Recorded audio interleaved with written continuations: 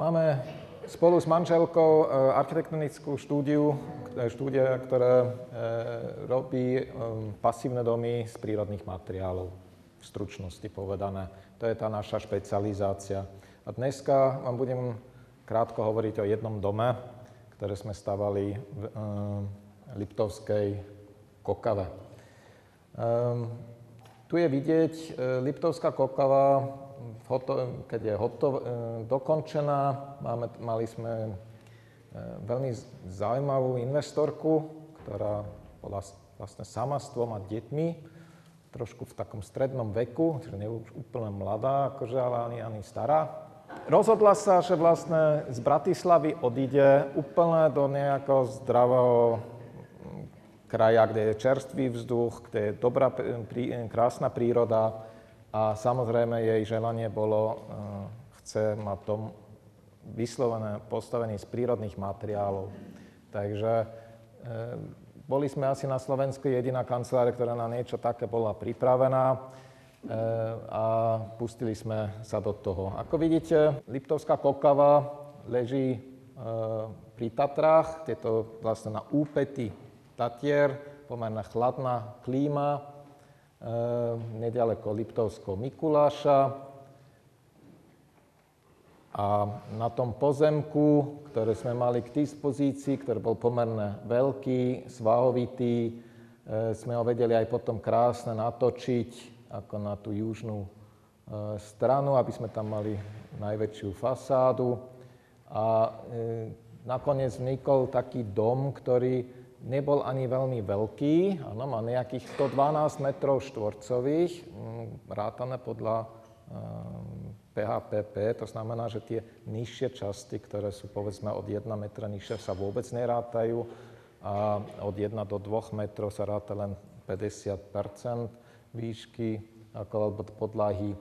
Takže vzniklo vlastne jeden veľký priestor, obývačka, jedáleň, kuchyňa s jednou kúpeľňou na prízemí, jednou spálňou pre ňu a potom jednu veľkú detskú izbu na poschodí.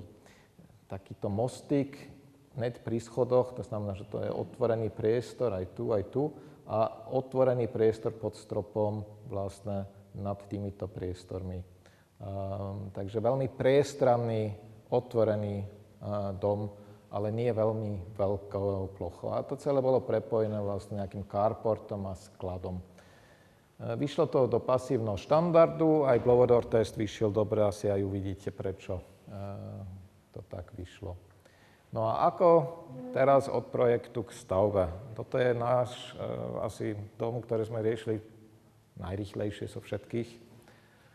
Jej požiadavka však bola, keď prišla prvou návštevou, ja som to ešte teraz kontroloval, všetky tie dátumy, 27.2. bola prvá návšteva u nás v kancelárii, predtým sme o nej vôbec nevedeli. Zrazu sa objavila, chce dom, potrebuje to rýchlo, ona potrebuje bývať 38., pretože vtedy začnú deti v škole tam. Tak som povedal, že no dobre, 6 mesiacov, to není až tak veľa času, ale keď sa do toho pustím a všetko pôjde ľadko, tak budeme blízko tomu. Takže začali sme. A druhá vec bolo to, že ten rozpočet zase nebol nejaký fenomenálny, ako nejakých 150 000 pre takýto pasívny štandard z prírodných materiálov. Ako je to náročné. Sa mi zdá, že v Čechách ste šikovnejší, že viete lepšie stavať sa menšie peniaze ako u nás na Slovensku. Takže ako to je, prečo to tak je, neviem. Ale 13.3., teda 2 týždne neskôr, prišlo k podpisu zmluvy. 17.3. sme boli už na pozemku sa pozrieť. 26.3. už bola, dá sa povedať, hotová štúdia. V princípe sme to riešili ako už vo vlaku, keď sme išli naspäť. Takže už sme to mali pomerne jasné. Stavebné povolenie bolo vydané 18.5. Tak ako vidíte, že začalo sa stavať skôr, ako bolo vydané stavebné povolenie. A obec, to je ďalšia vec, že ona vlastne sa obratila na starosta a oni tým, že to je obec, kde vyslovene chcú, aby prišli ľudia bývať. To Tak hovorí, že není problém, kľudne začnete stavať, to bude v poriadku. Takže to nám tiež pomohlo vlastne skrátiť celý ten proces. Tak 15.6. sme začali so základmi. Asi bolo zrejme, že sa to do konca augusta nestihne, no. Takže 10.7. už bola takýto stav, ako na pozemku. Hrubá stavba nasledovala pomerne rýchlo, menej ako mesiac už bolo, dá sa povedať, skoro dokončená a dokončovacie práce teda ako v princípe začali v septembri, vtedy, keď tie deti išli do školy. A tým, že ona toľko robila aj chcela robiť, a byť pritom aj sama, tak to išlo už veľmi pomaly, tie dokončovacie práce. Bolo veľa roboty okolo toho, aby to dosiahla do toho veľmi vysokého štandardu, ktoré ona si predstavovala. Takže aj to brzdilo potom tú celú výstavbu.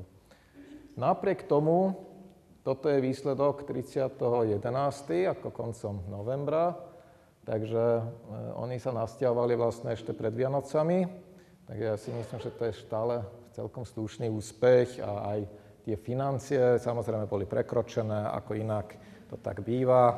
Takže termíny a financie nikdy nesedia s tým, čo je povedané na začiatku a to jednoduché s tým treba aj žiť, ale snažíme sa skutočne čím ďalej lepšie vedieť odhadnúť, aké sú náklady na nejakú stavbu, aj keď je to veľmi náročné ako dopredu odhadnúť. Takže vidíte, že veľmi krátky čas ako realizácia, pritom si myslím, že je to jeden z našich najkrajších a najlepších stavieb, veľmi jednoduchých. A to znamená, že čas nerozhoduje o kvalite veľakrát. Ako tu rozhoduje o tom, že či každý ťahá tým istým smerom a že máme rovnaké predstavy toho, čo chceme robiť. A tu myslím, že tá predstava bola fajn. Prišli sme na pozemok, krásny južný výhľad, takže je to fakt pekné. Ale pozrieme sa trošku za sebou. Krásne tieto staré domy, takým stodolovitým tvarom, ktorým sme sa potom aj inšpirovali. Vyslovene prevzali vlastne tú tradičnú architektúru, ktorá tam bola. Len pozrieme sa od toho pozemku doľava, tak vidíme toto. To už je trošku horšie a samozrejme tu je vidieť, že toto je to, čo považujú domáci v dnešnej dobe za kvalitnú architektúru alebo že to, čo je také normálne. Kým sme stávali túto stavbu, tak sa tam zastavilo veľa domácich, ktoré kývali hlavou a drevo zvonku a také špicatá strecha. Oni vôbec nechápali, že toto súvisí s tou tradíciou v tej dedine. To už bolo stratené. Investorka bola tým samozrejme nadšená. Ona presne vedela, že toto chce, že tieto domy tam nepatria. Patria tam skôr práve to, čo robíme my. A na druhej strane je zase nejaká bytovka. Takže je to fakt veľká škoda, že je to v takej lokalite, ale ten výhľad je krásny a idem naspäť, pretože ešte som zabudol na jednu vec. Toto je Kriván. Áno, a ten pohľad je tam akorát pomedzi tými domami. A keď sme otočili ten dom a hore dali okno, tak sme to tak nasmerovali, aby ten Kriván presne cez to okno bolo vidieť. Takže nie je to náhoda ani to umiestnenie toho domu. Je to tam fakt pekné. Potom postupovalo vlastne ako tie základy, ktoré boli vyfúkané potom neskôr celulózou. Sú celé vlastne na nejakých pilotoch, alebo jeden pás tu na vrchu. A následovalo potom výstavba zo slamených panelov. Toto bolo už naša 5. stavba, alebo 4. stavba, ktoré sme riešili z týchto panelov EcoCocon. Má to výhodu, že to je veľmi rýchle.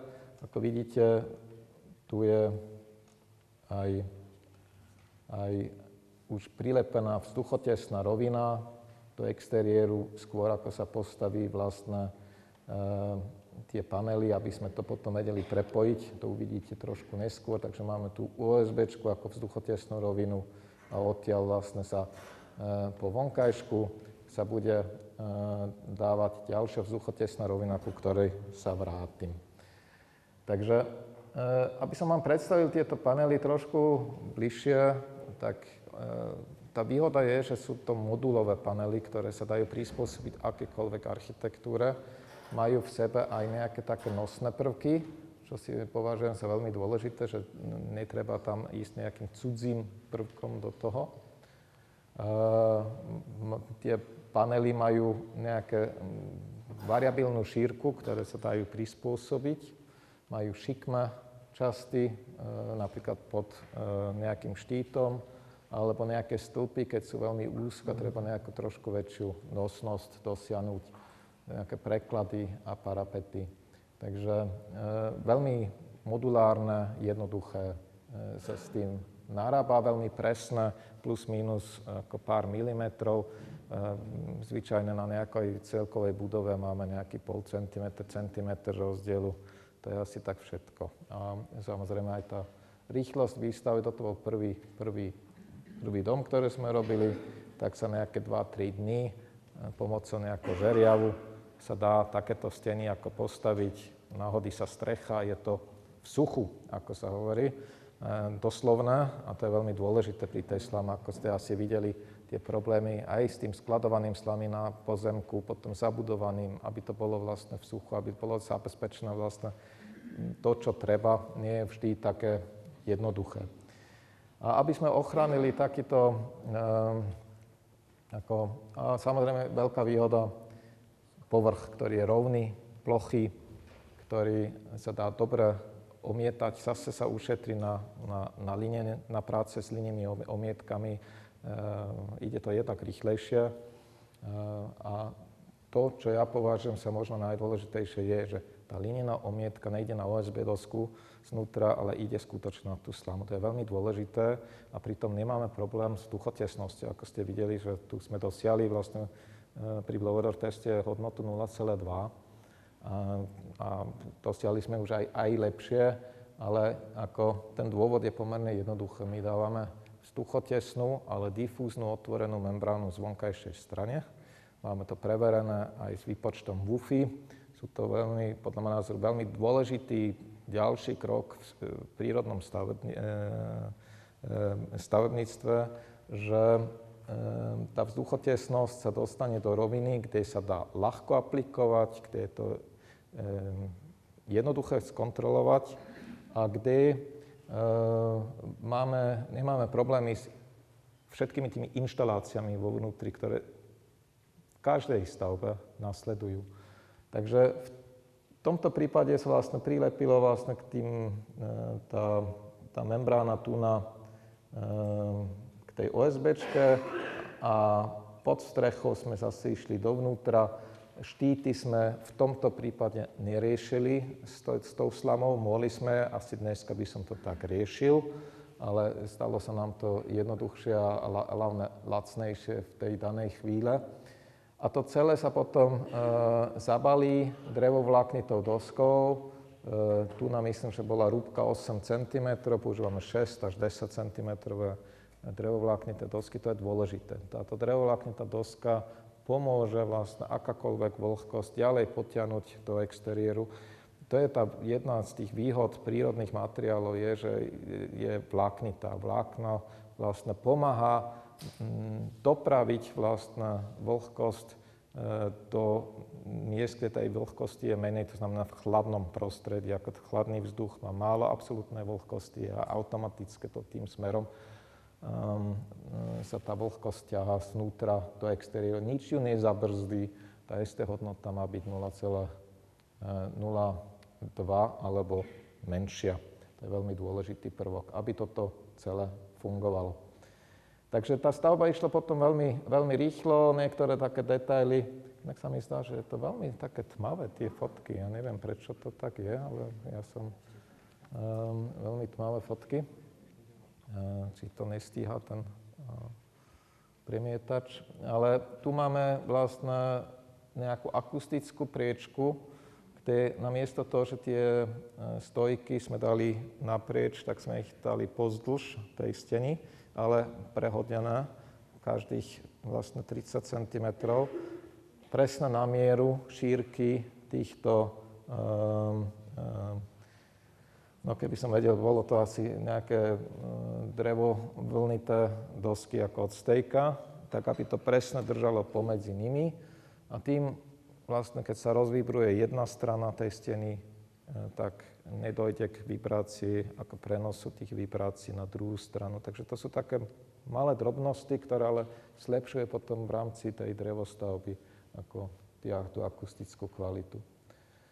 V podkroví sú drevené obklady. Najprv sme dlho uvažovali nad veľkoplošnými, dokonca aj nejaké tie priečky sme rátali s novatopom alebo niečím takým. Nakoniec sme to riešili jednoduchými doskami, perodrážkovými doskami, ale bez toho, aby bolo nejaká fáza, ako to nejaké skosenie tej rany na tej doske, takže úplne tupé na sebe.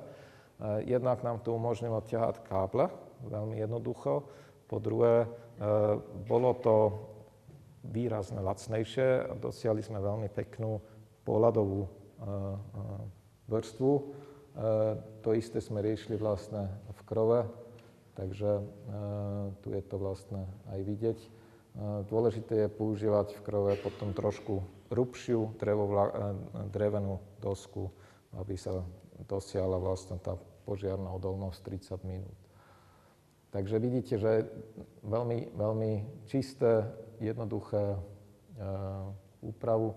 Bohužiaľ, tie fotky sú také slabé, ale toto je krásna červená linená omietka, takisto aj tu na konci krásna linená omietka, pekne spracovaná, ale inak všetko, aj tieto podlahy, tie zábradlia, ktoré tu sú, to je všetko vlastne naukladané, len čisté, masívne drevo, veľmi jednoduchým tvorbou. Ale aj tu všetky šikminy a tak ďalej samozrejme pridávajú na pracnosti.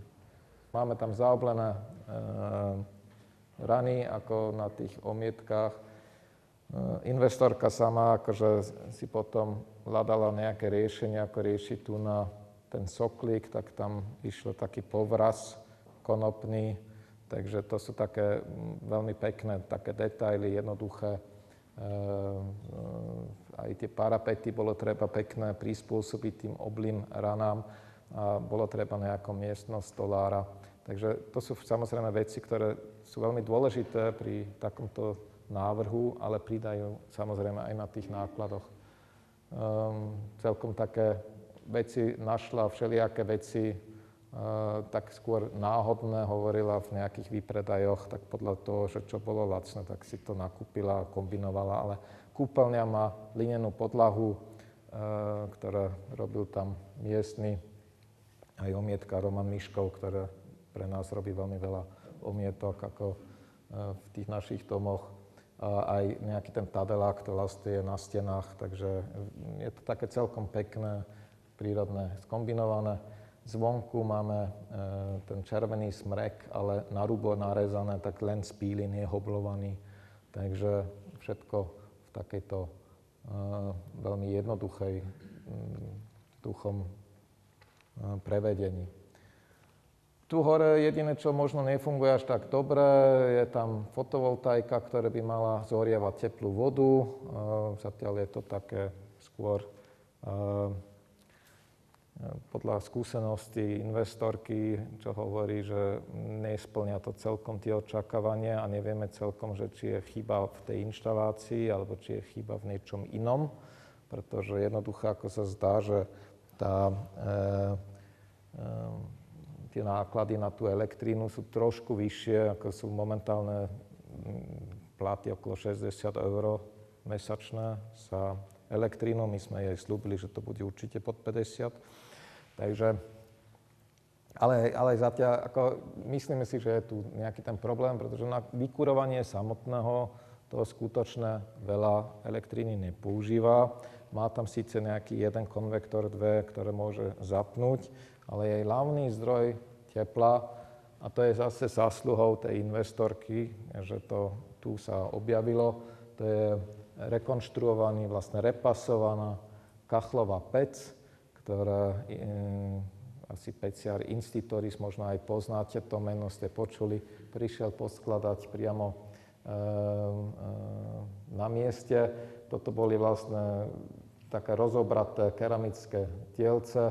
Veľmi pekne to vyšlo a hlavne toto vykúri celý dom. Áno, tým, že je ten priestor otvorený, ak nechajú dvere otvorené do tej detskej izby hore, tak to teplo sa dostane skutočne všade. No a to, čo ešte je možno najzaujímavejšie, stále má nejakú návštevu z tej dediny, ktorí jej hovoria, že predsa nejde žiaden dym z toho komína.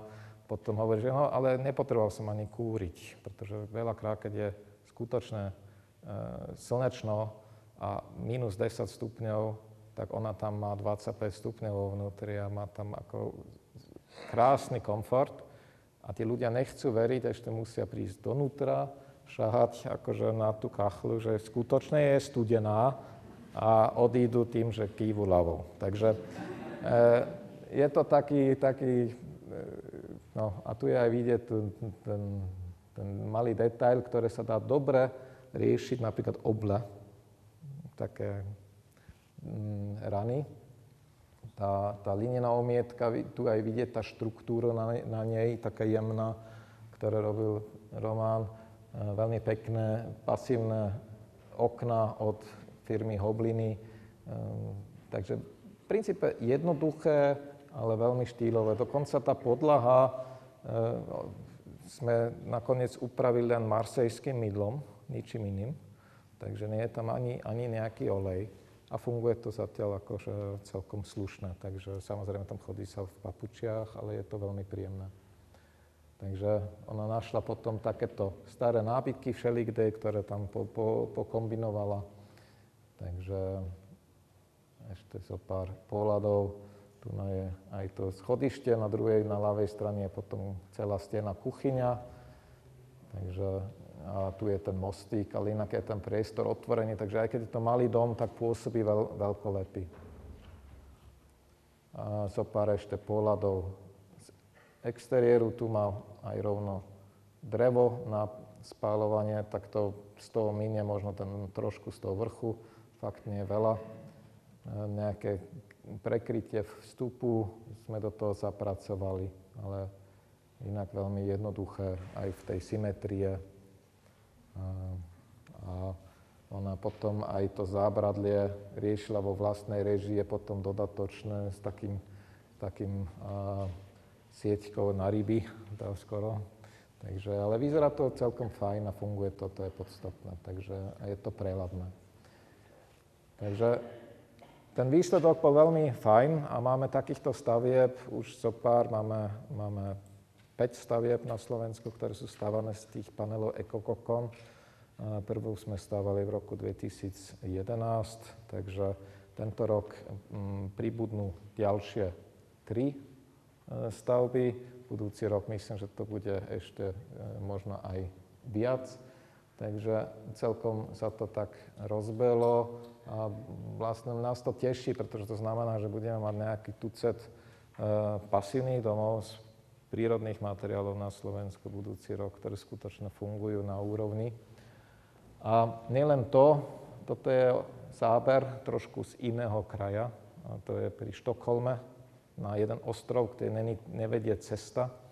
A minulý týždeň práve dovážali, síce je to len 5 minút ako tou helikopterou, ale dovážali tie slamené panely na ten ostrov, aby stavali ako ten dom. A je to veľmi efektívne, je to najlacnejší spôsob, ako tam dopraviť materiál. Takže je to také zaujímavé. Za hodinu je to tam a je to vybavené. Čokoľvek iné v takej krajine, kde práca stojí veľa peňazí, je problém. A samozrejme aj na tejto stavbe, čo ja považujem za dôležité, je, aby bola skutočne dobrá nálada a táto slama, aj keď je to vidieť, že vlastne to je ako keď deti sa hrajú s legom. Áno, to ide rovnakou rýchlosťou, presnosťou a ľahkosťou, tak je aj z toho radosť. A je to aj vidieť, presvedčí to aj takých ľudí, ktoré možno predtým by vôbec neuvažovali nad nejakou slamou. Takže ja toto považujem za ten potrebný krok, aby sa vlastne dosiahlo to, že slama sa stane taká akceptovateľnou v tej širokej verejnosti. A samozrejme musíme ešte urobiť jeden ďalší krok, aby tá slama bola zaujímavá, to je ísť do výšky. Takže tu máme tiež z minulého týždňa projekt, ktorý zatiaľ len je vo fáze nejakej tej prípravy do Švajčiarska. Neriešime to my, ale tým, že ja som veľmi úzko spolupracujem vlastne ako s ekokokonom, tak vymýšľame nejaké zosilnenie, úplne jednoduché zosilnenie niektorých drevených prvkov v tom paneli, aby sme mohli potom ísť na vyššie výšky a bez problémov sa týmto systémom sa dá stávať pravdepodobne 5 aj 6 poschodí. Tak zatiaľ aspoň výpočtovo to vychádza, všetko závisí nie od únosnosti, tá by je možno aj vyšlo vyššie, ale potom od síly bočného vetra a nejakých takýchto vecí. Takže to, prečo vo Švajčiarsku toto je zaujímavé, je, že tam je tá hodinná práca veľmi drahá. Oni pred 2 týždňami tam montovali 300 m štvorcových stení, aj s podlahou, aj so strechou sa 3 dní, 7 ľudí. To je efektivita. A to je to, čo treba. Akože oni boli nadšení, bolo to kratší čas, ako rátali. A to je to, čo v týchto krajinách, kde je drahá práca, je nutná. Takže ja vidím tu obrovské možnosti a verím tomu, že v budúcnosti budeme vidieť ešte viac tých projektov s tou slamou. Ďakujem. Keby ste chceli mať nejaké viac informácií, my sme na Facebooku dosť aktívni, takisto aj na našej web stránke. Pohľadáte, čo chcete. A máte tu ešte aj kolega Miroslav Šťudla, takže, ktorý sa venuje ekokokonu ako v Čechách. Takže si myslím, že tu sú tiež veľké možnosti toto ďalej rozvíjať. Ďakujem veľmi pekne.